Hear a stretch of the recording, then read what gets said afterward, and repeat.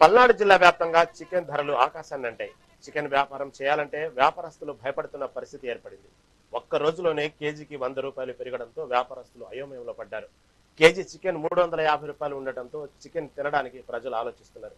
ఇక దీనికి సంబంధించిన మరింత సమాచారం మా పల్నాడు జిల్లా ప్రతినిధి స్వామి అందిస్తారు. చికెన్ ధరలు ఆకాశాన్ని నేను కూడా చెప్పుకోవచ్చు. ముఖ్యంగా మనం చూసుకున్నట్టయితే పల్నాడు జిల్లాలో గత వారం రోజుల నుంచి అయితే చికెన్ కేజీ 200 నుంచి 250 రూపాయలు అమ్మేవాళ్ళు. ఈ రోజు ఒక్కసారిగా అయితే 350 రూపాయలకైతే చికెన్ రేటు పెరిగిందని కూడా చెప్పుకోవచ్చు. ప్రతి ఎండాకాలం కూడా ఈ చికెన్ రేట్లు అయితే అధికంగా పెరుగుతున్నాయని కూడా చెప్పుకోవచ్చు. ముఖ్యంగా మనం చూసుకున్నట్టయితే పల్నాడు జిల్లాలో అయితే గత వారం రోజుల క్రితం కూడా మా స్కిన్ 200, స్కిన్లెస్ 250 రూపాయలు అయితే అమ్మేవాళ్ళు. ఈ రోజు ఒకసారిగా 300, 350 రూపాయలు అయితే చికెన్ ధరలు అయితే ఆకాశాన్ని అన్ని అని కూడా చెప్పుకోవచ్చు. దాంతో పాటుగా ఏదైతే ఈ ఎండాకాలం సంబంధించి చికెన్ రేట్లు పెరగడానికి గల కారణం ఏందని వ్యాపారస్తులను మనం అడగగా ఏదైతే ఈ ఎండలకు తీవ్రతకి కోళ్లు అయితే ఎక్కువగా చనిపోతూ ఉంటాయి, అందుకని చెప్పేసి చికెన్ కోళ్ల ఉత్పత్తి చాలా తక్కువగా ఉంటుంది కాబట్టి అందుకని చికెన్ రేట్లు అయితే పెరిగినాయని కూడా ఇటు వ్యాపారస్తులు కూడా చెబుతున్నారు. ముఖ్యంగా మనం చూసుకున్నట్టయితే ఈ ఎండ తీవ్రతకి తట్టుకోలేక చాలా వరకు అయితే కోళ్లు అయితే కోళ్ల ఫారంలోనే చనిపోతున్నాయని కూడా చెప్పుకోవచ్చు. ఈ కోళ్ల ఫారంలో చనిపోవడం వల్ల వ్యాపారస్తులు అయితే కోళ్ల ఉత్పత్తి చాలా తగ్గుతున్నాయని కూడా చెబుతున్నారు. దాంతో పాటుగా ముఖ్యంగా ఈ ఉత్పత్తి తక్కువగా ఉన్న టైంలోనే చికెన్ ధరలు అయితే అధికంగా పెరుగుతాయని కూడా వ్యాపారస్తులు చెబుతున్నారు. ఇప్పుడు ఈ రోజు చూసుకున్నట్టయితే చికెన్ కేజీ స్కిన్ 300, స్కిన్లెస్ 350 రూపాయలు అయితే ఒకసారిగా 100 రూపాయలు అయితే పెరిగిందని కూడా చెప్పుకోవచ్చు. దాంతో పాటుగా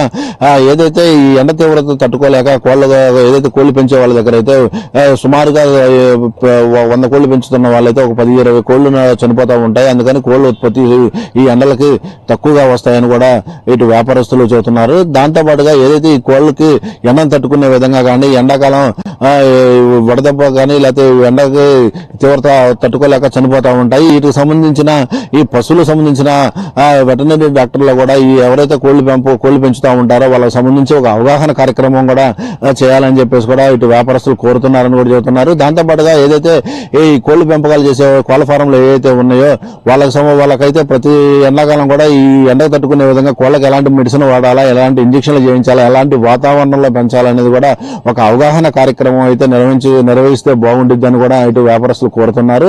అయితే ఈ అధిక రేట్ల వల్ల కూడా ప్రజలు చికెన్ తిందామన్నా సరే భయపడుతున్నారని కూడా చెప్పుకోవచ్చు. ఇంత రేట్లు ఎక్కువ రేట్లు ఉండటం వల్ల కూడా ఇటు ప్రజలు తినడానికి కూడా కాస్త భయపడతారని కూడా చెప్పుకోవచ్చు. ఏదైతే ఈ అధిక రేట్ల వల్ల కూడా ప్రజలు తిందామన్నా కూడా తినే పరిస్థితి అయితే లేదని కూడా చెప్పుకోవచ్చు. ఈ ఎక్కువగా రెస్టారెంట్లకు సంబంధించి కూడా ఈ రోజు గ్యాస్ కొరత ఎక్కువగా ఉండటం వల్ల కూడా రెస్టారెంట్లు కూడా ఎక్కువగా మూతపడిపోయినాయని కూడా చెప్పుకోవచ్చు. ఈ గ్యాస్ కొరత ఇటు చికెన్ రేట్లు వల్ల కూడా ఈ రెస్టారెంట్లు ఉన్న 1-2 కూడా ఈ అధికంగా రేట్లు పెరగడం, చికెన్ కి సంబంధించిన ఐటమ్స్ రెస్టారెంట్ లో పెట్టాలన్నా కూడా రెస్టారెంట్ నిర్వాహకుడు అయితే చాలా వరకు ఆలోచిస్తున్నారని కూడా చెప్పుకోవచ్చు.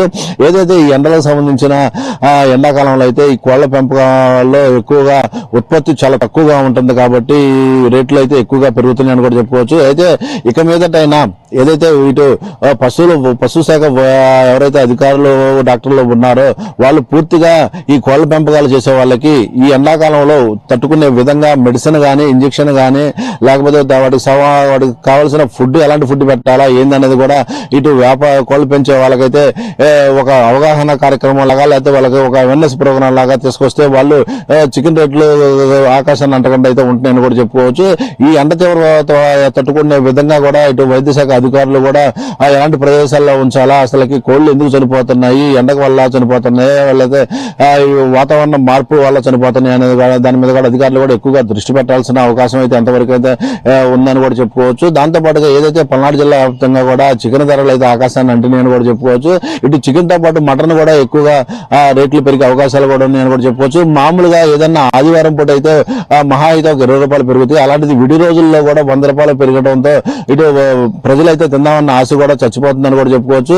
ఇటు ఏదైతే చికెన్ ప్రియులు ఎవరైతే ఉంటారో వాళ్ళు చికెన్ కొందామన్నా ఈ ఆకాశాలు అంటే రేట్లను చూసి భయపడి చాలా వరకు అయితే ఏదైతే తెచ్చుకోవడం కూడా మానేస్తున్నారని కూడా చెప్పుకోవచ్చు. ఏదైతే ఈ కోళ్లకు సంబంధించిన కోడిగుడ్లు కూడా ఈ ఎండలకి ఎక్కువగా కుళ్ళిపోవడం కూడా జరుగుతూ ఉండేది. ఈ కోడిగుడ్లు రేట్లు కూడా అధికంగా పెరిగే అవకాశాలు కూడా ఉన్నాయని కూడా చెప్పుకోవచ్చు.